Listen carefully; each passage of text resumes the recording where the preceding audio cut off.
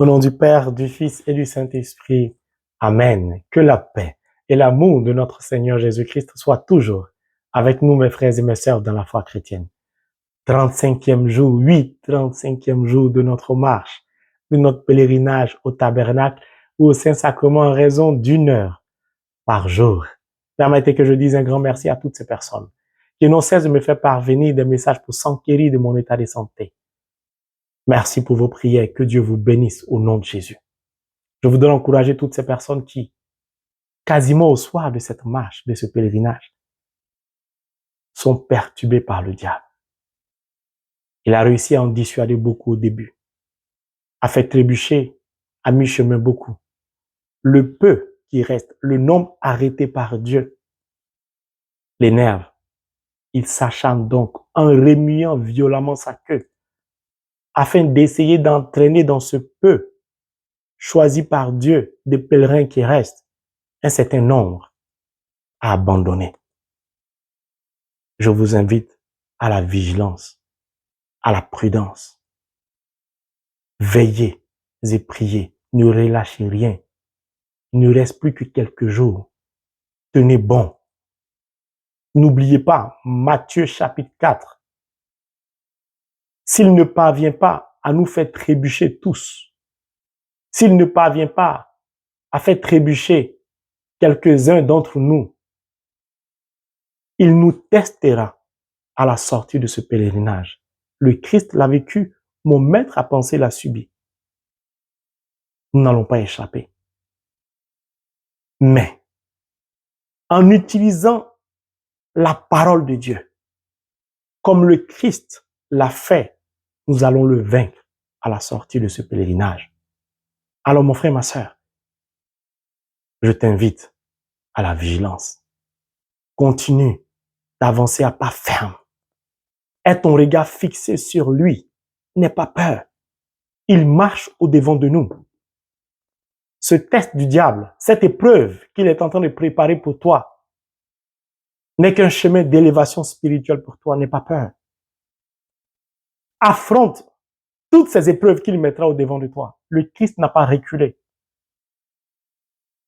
Toutes ces connaissances acquises au travers de ce pèlerinage, le Seigneur Jésus-Christ veut te voir, les utiliser, les mettre en pratique. Alors n'aie pas peur du diable. Écrase-le. Il m'en veut énormément. Parce qu'au travers des enseignements, la parole de Dieu que je prêche a réussi à susciter dans le cœur de beaucoup de personnes des vocations. Bon nombre de personnes sont tombées amoureuses de la parole de Dieu. Et le diable m'en veut pour ça, mais ne vous inquiétez pas pour moi. Il ne peut rien. Ma chair peut s'affaisser. Mais mon homme intérieur connecté à la cour céleste est toujours debout comme ma marine spirituelle. J'avance à pas ferme. Alors tenez bon. Soutenons-nous les uns les autres. Je prie fortement pour vous. Seulement, je vous en supplie, ne faites pas de fausses promesses à Dieu. Ne dites pas à Jésus-Christ ce que vous ne pouvez pas faire ou ce que vous n'allez pas faire. Je vous donne un exemple. Quand je me rends au tabernacle, je dis au Seigneur, au soir de cette marche, donne-moi la force de continuer à venir te voir jusqu'à la fin de ma vie sur terre. Je ne dis pas à Dieu, je viendrai, je te promets que je vais venir. Je dis, donne-moi la force. Déjà, je me rends à minuit au Saint-Sacrement. Pas toutes les nuits, mais en tout cas le maximum de nuits que je peux. Mais j'ai pris goût à ce pèlerinage. Et repartir à la maison chaque jour, le matin, me fait beaucoup de bien. Alors je demande au Seigneur de me donner la force de continuer à faire cela. En plus du sacrement à minuit. Mais je ne promets rien. J'ai besoin de sa force. Il y a une différence. Si vous promettez, respectez. Sinon, vous serez responsable et comptable de votre propre parole. Le diable, il nous épie, il rôde. Il cherche les failles. Il cherche comment faire pour perturber notre vie. Donc, il nous écoute. Faites attention. Genèse, chapitre 2, le verset 16 au verset 17 qui dit, et je cite, « Le Seigneur Dieu prescrivit à l'homme, tu pourras manger de tout arbre du jardin, mais tu ne mangeras pas de l'arbre de la connaissance de ce qui est bon ou mauvais, car du jour où tu en mangeras, tu devras mourir.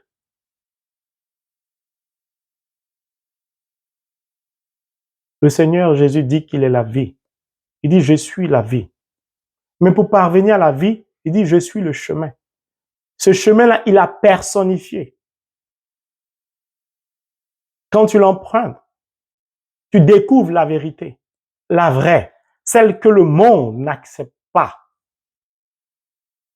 Cette vérité-là te donne de demeurer dans la lumière. Pourquoi? Parce qu'il dit, je suis la lumière du monde. La lumière, c'est la vie. Ne te laisse pas influencer par la vérité du monde. Alors permettez que je lise le verset 9 de Genèse 2 pour faciliter notre compréhension à tous. Le Seigneur Dieu fit germer du sol tout arbre d'aspect attrayant et bon à manger, l'arbre de vie au milieu du jardin et l'arbre de la connaissance de ce qui est bon ou mauvais. Les vérités du monde qu'on nous martèle à l'école. L'homme est descendant du singe, homo sapiens, sapiens, ainsi de suite. Que du mensonge. La Bible nous dit clairement que Dieu a créé l'homme. Le monde nous dit l'homme est descendant des singes. Mon frère, ma soeur, parfois ça fait rigoler. Ce sont les chemins, les chemins, les vérités du monde. Mon frère, ma soeur, la vérité, c'est Jésus-Christ. Le chemin, c'est le Christ. Et ce chemin-là te conduit certainement à la lumière, à la vie. Alors, Dieu dit clairement à l'homme, après avoir créé le jardin d'Éden et l'avoir placé au cœur du jardin d'Éden,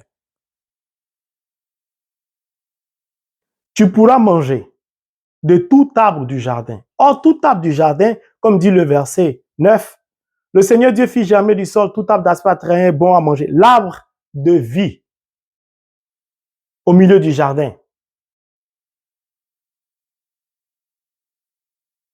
Donc, l'arbre de vie est l'arbre dont l'homme devait consommer les fruits pour vivre. Et le Seigneur utilise une conjonction de coordination, mais, en disant, tu ne mangeras pas de l'arbre de la connaissance de ce qui est bon ou mauvais, car du jour où tu en mangeras, tu devras mourir.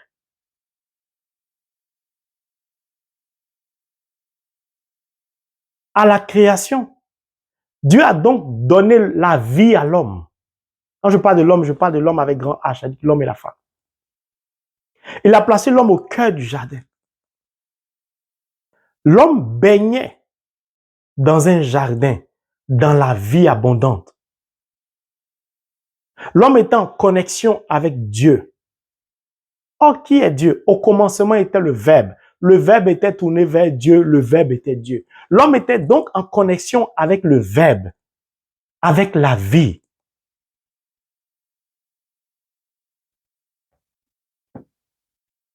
Qu'est-ce qui faisait vivre l'homme? C'est la parole de Dieu. C'est le Verbe. Le Verbe a indiqué à l'homme comment rester vivant. L'arbre de la vie. Que dit le psalmiste? C'est lui qui médite ma parole jour et nuit. Est comme un arbre planté près du ruisseau qui en sa saison donne du fruit dont le feuillage ne flétrit point. Alléluia. Je suis un amoureux fou de la parole de Dieu. Ça veut dire quoi? L'arbre, un arbre. Si vous voulez utiliser l'écorce d'un arbre pour vous soigner, ça veut dire que vous avez la connaissance de cet arbre.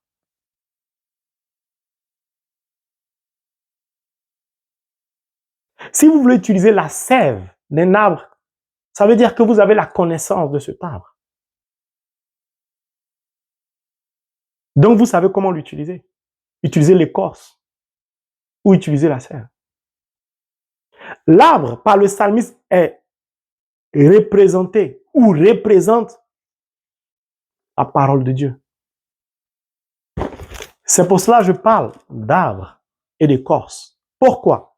Suivez mon regard. Voici mon écorce. Ma chair, c'est l'écorce. La sève, c'est le sang qui coule en moi. Ce qui fait que je suis debout. L'arbre, ce sont mes os. Donc, ma peau recouvre les os. Et à l'intérieur coule mon sang.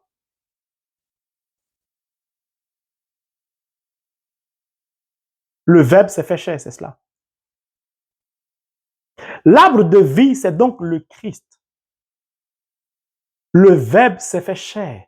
Le Verbe a pris une forme physique palpable qu'on peut toucher. Mais nous n'étions pas encore dans la nouvelle alliance. Donc le Verbe a pris la forme d'un arbre, mais l'arbre de vie. Chaque fois que je mange des fruits de cet arbre, chaque fois que je m'enduque la parole, c'est pourquoi souvent je vous dis, chaque fois que je mange la parole, parce que je considère la parole comme un arbre, chaque fois que je m'enduque, chaque fois que je mange, manger la parole, ça veut dire quoi? Ça veut dire lire la parole, observer la parole, mais écouter la parole, dans le but de la mettre en pratique. C'est la pratique qui confirme que j'ai écouté la parole. Lorsque le Seigneur, dans le jardin d'Éden, dit à Adam et Ève, pour vivre, manger de l'arbre de la vie, il a parlé, il a donné des instructions, sa parole. Vous allez vivre éternellement. Ça veut dire qu'à la base, au commencement, la chair de l'homme n'était pas mortelle. L'homme était immortel. Pourquoi? Parce qu'il était en connexion avec la parole de Dieu. Il était en connexion avec l'arbre. Il se nourrissait de l'arbre. Il était dans une relation avec Dieu. L'homme se nourrissait de la parole de Dieu. L'homme respectait et suivait les instructions de Dieu. La mort n'existait donc pas.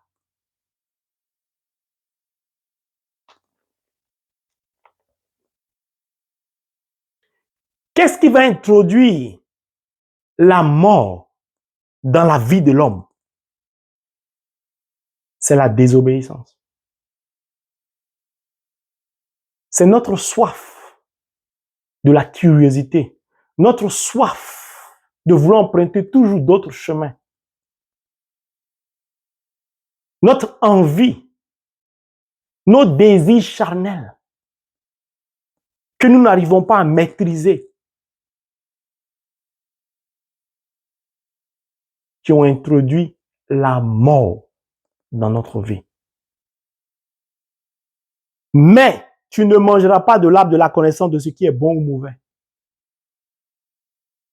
Ève a écouté une autre parole, a désobéi à la parole de Dieu. Chaque fois que l'homme avec grand H désobéit à la parole de Dieu, l'homme meurt. Chaque fois que l'homme veut emprunter un autre chemin, qui est celui du monde, celui des désirs de la chair, l'homme meurt. Immédiatement. Il n'y a pas possibilité de réanimation. Lorsqu'Adam et Ève ont mangé le fruit de l'arbre, de la connaissance du bien et du mal, ils sont morts. Et pourtant, physiquement, ils étaient vivants. Donc, la première mort, c'est d'abord la mort spirituelle. Cette mort spirituelle va entraîner la dégradation de la chair, donc la mort charnelle. La première vie est donc la vie spirituelle, qui entraîne, qui induit, qui implique automatiquement la vie charnelle. Non, Dieu est puissant, mon frère, ma soeur. La parole de Dieu est puissance de Dieu.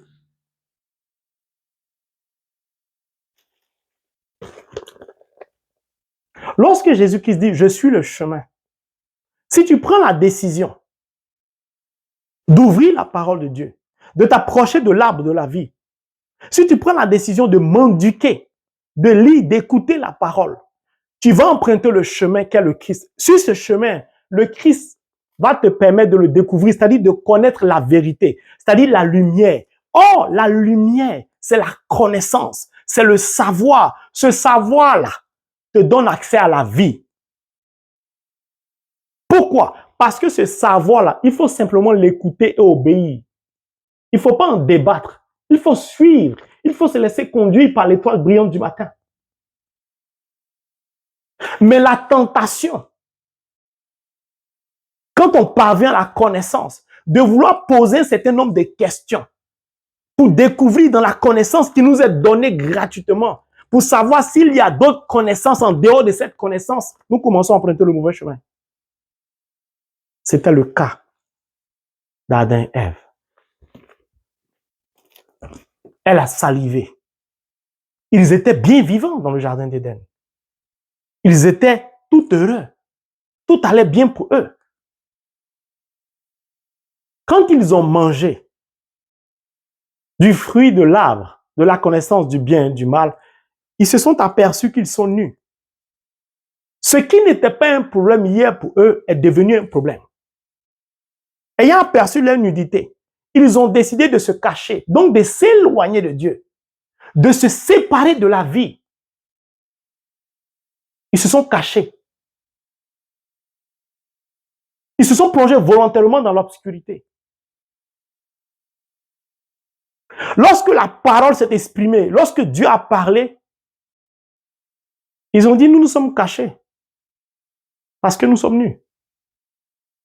Quand on écoute les vérités du monde, quand on écoute les vérités de la chair, quand on suit les désirs de la chair, la parole de Dieu n'a plus le même effet en nous. La parole de Dieu ne peut plus nous communiquer la vie.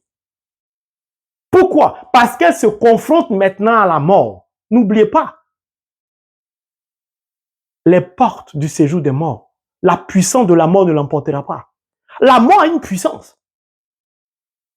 Cette puissance-là, c'est l'homme qui l'active. Elle existe, mais c'est nous qui l'activons. En d'autres termes, qu'est-ce qui nous tue?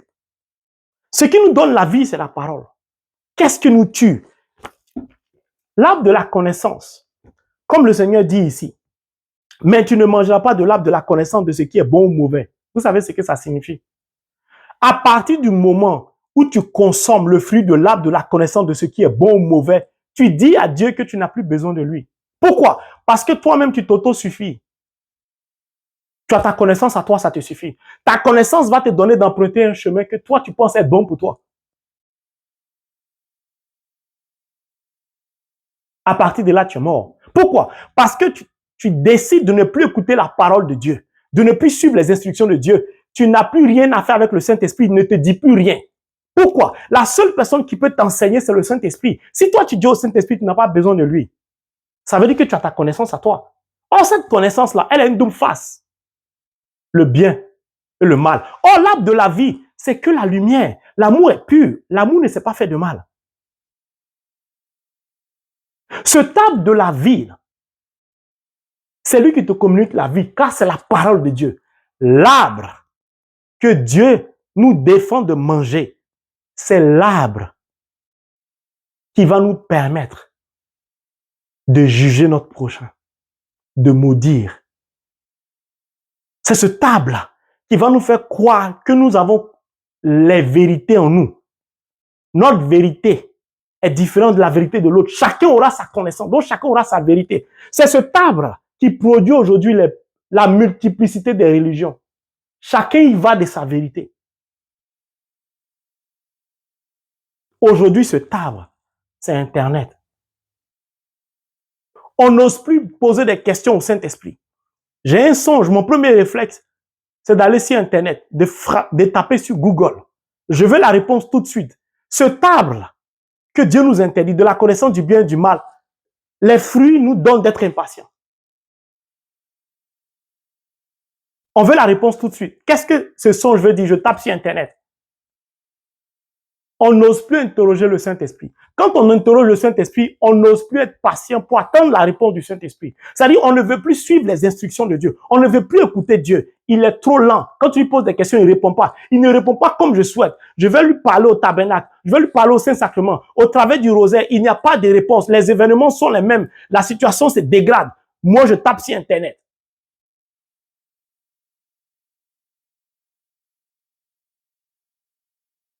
Et aujourd'hui, l'humanité baigne dans l'obscurité. Pourquoi? La culture du woke. On veut effacer le genre humain. Ni homme, ni femme. On veut inventer des êtres humains sans particularité, ni homme, ni femme.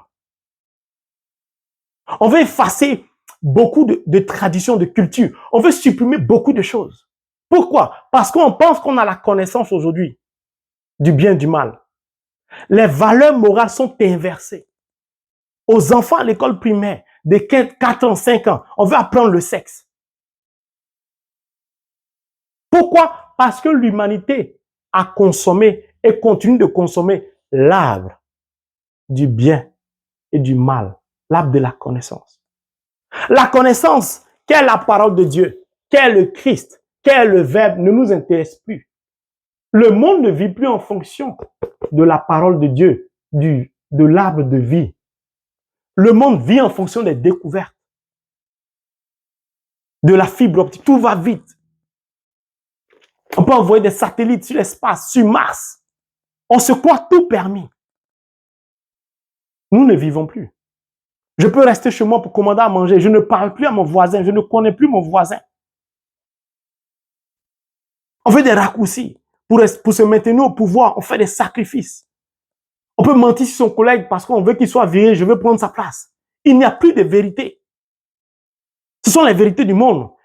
Le monde, qui est composé de plusieurs nations, voit une multitude de ces nations mortes. Il n'y a plus de vérité. Mon frère, ma soeur, de quel arbre voudrais-tu te nourrir? De l'arbre qu'est le Christ ou de l'arbre qu'est Internet? L'arbre de la connaissance. Que nous dit la Bible? Si nous prenons le livre des Proverbes, Proverbes 3, 5 à 6. Fie-toi au Seigneur de tout ton cœur et ne t'appuie pas sur ton intelligence. Dans toute ta conduite, sache le reconnaître et lui diriger tes pas, tes démarches. Aujourd'hui, nous voulons nous fier à notre propre intelligence. Nous nous comportons comme Adam et Ève. C'est Dieu qui nous a donné l'intelligence. Et Dieu nous dit, sans le Saint-Esprit, nous ne pouvons rien. Mon frère, ma soeur, tu veux parvenir à la vie éternelle? Jean 17, 3.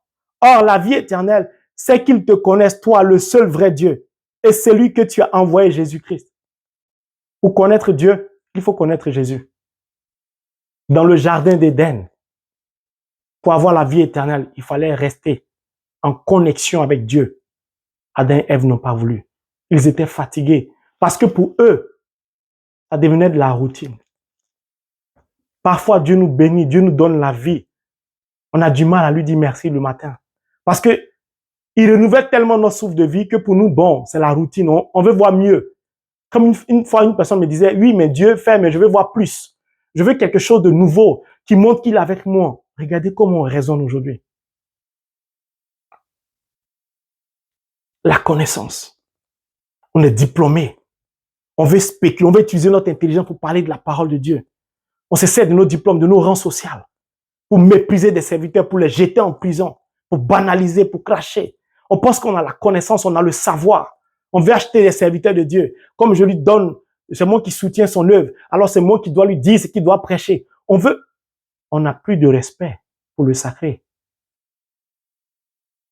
Mon frère, ma soeur, c'est Dieu qui a créé l'homme. C'est lui qui a créé le jardin d'Éden. Il a placé l'homme au milieu avec Adam et Ève. Et il nous a dit de consommer de l'arbre de la vie pour que nous ayons la vie éternelle. Mais regardez ce que nous avons fait de ça. Notre soif, notre cupidité de vouloir tout obtenir, tout amasser, nous pousse à emprunter d'autres chemins et nous plonge ainsi dans la mort. La désobéissance d'Adam et Ève ont tracé le chemin de la mort. Ils étaient morts spirituellement, puis ils sont morts physiquement.